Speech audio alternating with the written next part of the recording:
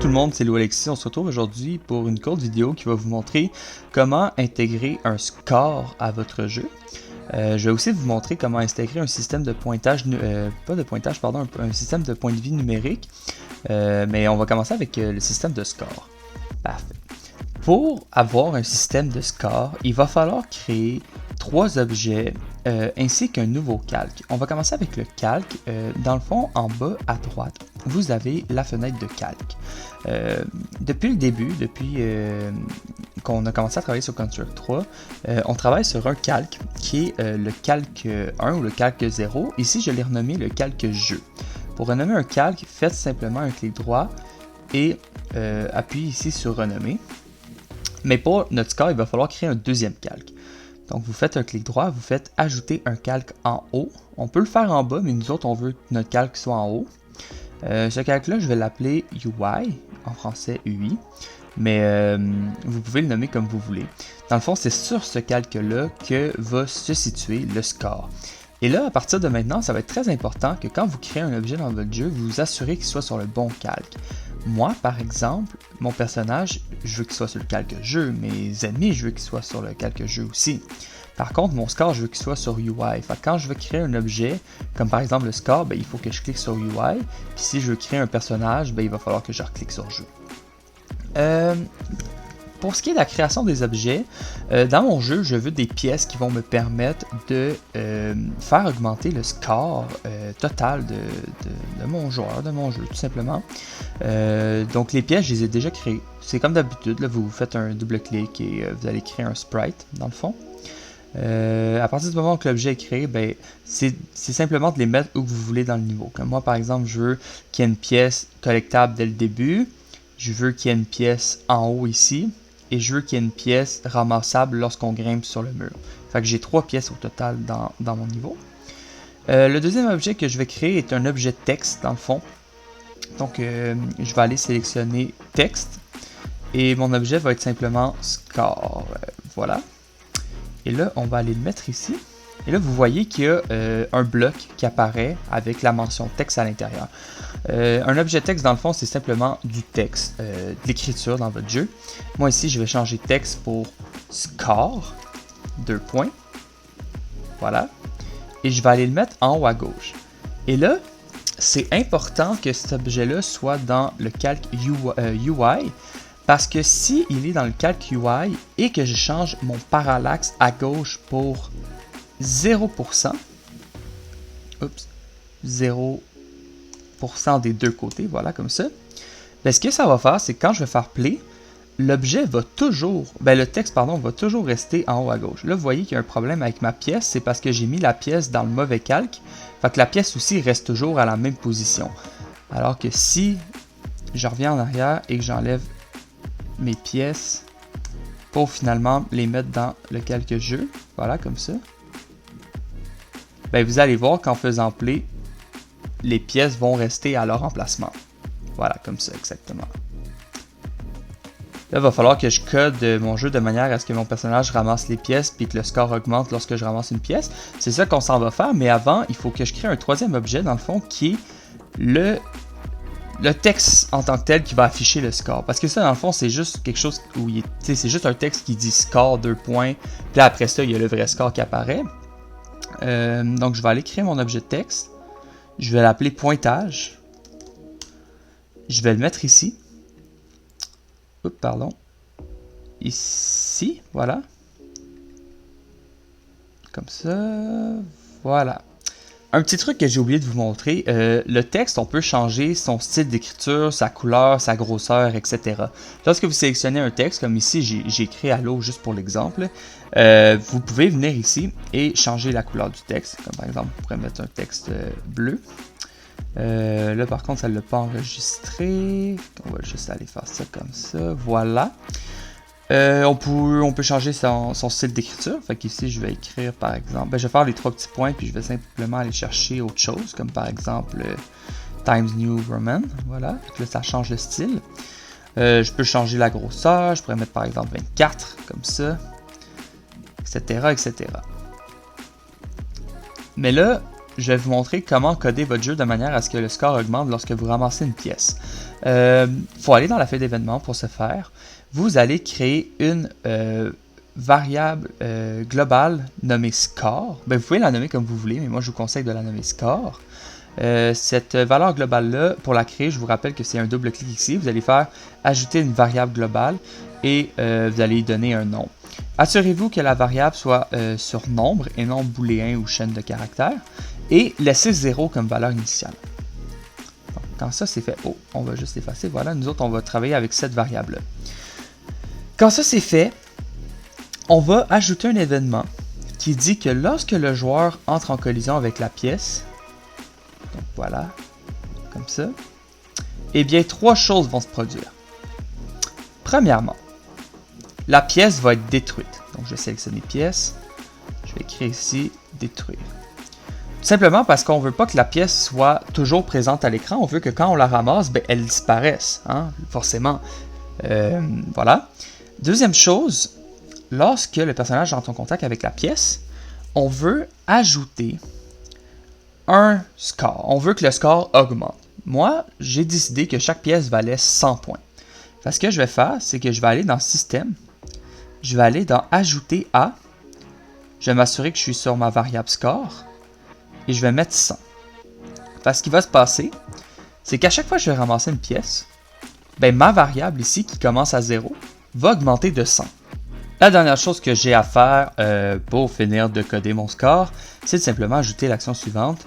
Lorsque le pointage est actif, on veut dans le fond que le pointage, son texte, reflète la valeur de score. Score qui est ma valeur globale. Fait que si je vais juste venir écrire dans texte score, faire valider, et dans le fond, ce qui va se produire, c'est qu'à chaque fois que je vais ramasser une pièce, mon score va augmenter de 100 et mon texte affichant le pointage va suivre cette évolution-là. Fait que si je joue et que je ramasse une pièce, ben là on voit qu'il y a un 100 points qui vient de s'ajouter à mon score en haut à gauche. Je vais ramasser une deuxième pièce, j'ai 200 points. Et si je ramasse la dernière pièce, ben j'ai 300 points. Dernière chose qui reste à coder pour s'assurer que tout soit en ordre, c'est simplement lorsqu'on finit le niveau, dans le fond, ou lorsqu'on meurt, ben, on veut que le score se réinitialise. Je ne sais pas ce que vous en pensez. Ce que je vais faire, c'est que je vais écrire ici, dans le système, lors du démarrage de la scène. Donc, quand on recommence le niveau, ben, mon score, donc je vais aller dans le système, puis je vais aller sélectionner, définir la valeur. Mon score est de 0. Ce qui se passe, c'est que si je ramasse un objet, j'ai 100 points. Si je meurs, je reviens à 0. Tout simplement. C'est comme ça vraiment qu'on va faire pour avoir un système de score. Le but est donc que le score augmente à chaque fois qu'on ramasse un objet. On peut faire aussi en sorte que par exemple le score augmente lorsqu'on tue un ennemi. Il y a plein de choses qu'on peut faire. Le système reste le même de toute façon. Le but c'est de simplement faire le code qui est à l'écran pour réussir à faire augmenter le score lorsqu'une action voulue est complétée. Dans ce cas-ci par exemple lorsqu'une pièce est ramassée. Je vais vous montrer à l'instant comment faire pour créer un système de points de vie très semblable au système de score que je viens de vous montrer. À tout de suite. Avant de vous montrer comment coder un système de points de vie, je vais vous montrer ce que je viens de modifier à mon jeu. Tout d'abord ici, on voit que j'ai changé la couleur du score. Je me suis dit qu'un score, ça pouvait, dans le cas de mon jeu où on doit ramasser de l'argent, ben ça représente justement un peu de l'argent. Fait que j'ai voulu mettre la même couleur à mon score que celle de mes pièces. Pour ce qui est des points de vie, ben, puisque les points de vie, ça rappelle un peu le cœur, je me suis dit on va y aller avec la couleur rouge. J'ai donc créé deux nouveaux objets. Un objet texte PV. Et un objet texte ici NPV pour nombre de points de vie. Mon objet NPV dans le fond c'est mon objet qui va se modifier au fur et à mesure que mon personnage se prend des dégâts. Donc si je vais dans ma feuille d'événement et que je retourne à mon code qui dit lorsque le joueur rentre en collision avec l'ennemi. Ici. Donc lorsque le joueur a une collision avec l'ennemi, on va enlever l'action qui dit que le joueur est détruit. Avant de l'enlever, par contre, non, je vais l'enlever tout de suite, voilà. Donc on va l'enlever. Et à la place, on va dire que on veut que le système diminue le nombre de PV de 5. Avant de diminuer le nombre de PV de 5, par contre, il faut créer une variable globale qui va nous servir de point de vie. Fait qu'on va faire un double clic, un clic droit, pardon. On va faire ajouter une variable globale. On va écrire, on va l'appeler PV. On va lui donner une valeur initiale de 30. Mais ça peut être n'importe quelle valeur initiale. Dans le fond, votre total de points de vie dans votre jeu, si c'est 5, ben vous allez mettre 5. Si c'est 30, ben vous allez mettre 30. Moi, ça va être 30, fait que je vais mettre 30. Voilà. Donc, on commence avec 30 PV. Par contre, à chaque fois que je me fais toucher par un ennemi, donc, lors de la collision avec... Là, vous voyez ici, j'ai fait une erreur. J'ai écrit lors de la collision avec mort. Mais c'est pas ça qu'on veut. Donc, ici, je vais juste remettre détruire. Voilà. C'est ça ici qu'on veut. Lors de la collision avec ennemi, ben, au lieu que notre joueur meure, on va simplement demander à ce que notre variable globale, donc, soustraire de, voilà, PV 5. Fait que notre nombre de PV va diminuer de 5 à chaque fois qu'on va se faire toucher par l'ennemi. Et il faut aussi préciser au système que notre nombre de points de vie, dans le fond, est égal à la variable globale PV. Voilà. Ce que ça veut dire, à chaque fois que je me fais toucher par un ennemi, je vais perdre 5 de dégâts. Voilà. Comme là, vous voyez, je suis à 25 PV. Là, je suis à 20. Là, je suis à 15. Là, je suis à 10. 5. Etc. etc. Une dernière chose à faire, c'est de créer un code qui dit que lorsqu'on arrive à 0 PV, ben, le niveau recommence. Donc ici, je vais écrire système, comparer la variable, lorsque PV est égal ou moins ou égal à 0. Dès qu'on est à 0 ou moins de PV, eh bien, on redémarre la scène. Donc là, dans système, je vais aller dans redémarrer la scène. Donc,